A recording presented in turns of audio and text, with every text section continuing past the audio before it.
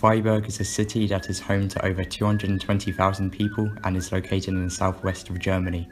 The city is well known for its cathedral, university and being a sustainable green city.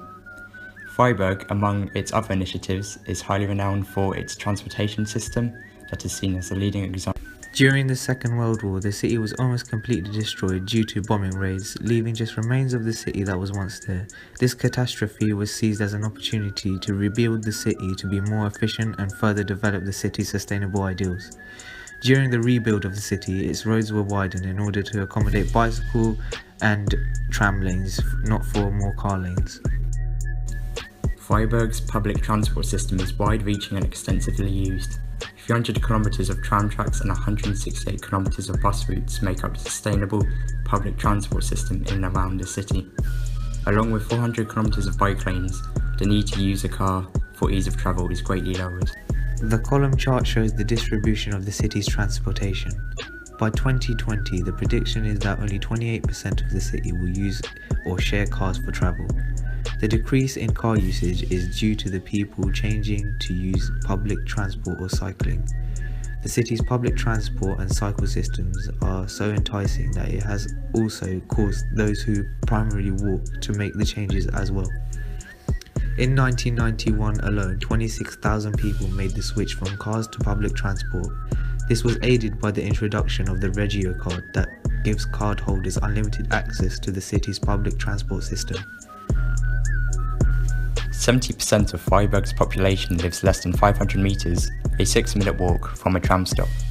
During peak times, its trains run at least every 7.5 minutes in and around the city.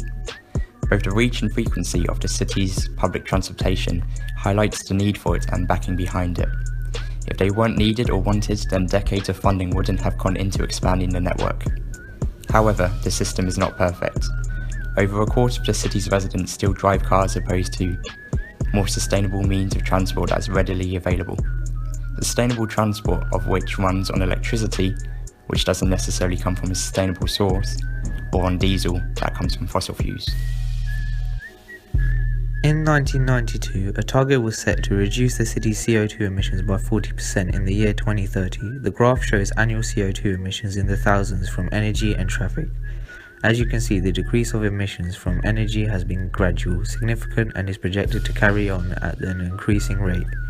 The orange boxes have been added to help highlight the reduction in traffic. CO2 emissions where progress is also being made, although not as much. The London Underground, a much larger scale public transport system, caters for 8.7 million people compared to Freiburg's 220,000. The London Underground has an expected 1.3 billion annual users, and Freiburg's tram service has 72.8 million. Economically, the cheapest monthly travel card in London gives partial access to its public transport system for £94.90 compared to the €47, about £40 Regio card. Both cities are making improvements to reduce the environmental impact. Transport for London are looking to power the tube with natural gas to provide low carbon power, whereas Freiburg looks to lower its CO2 emissions by reducing and improving the current motor vehicles it already uses.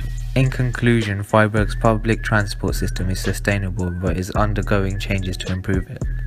Over half of its populace walk or cycle as their main mode of transport, and a large amount of the remainder use public transport instead.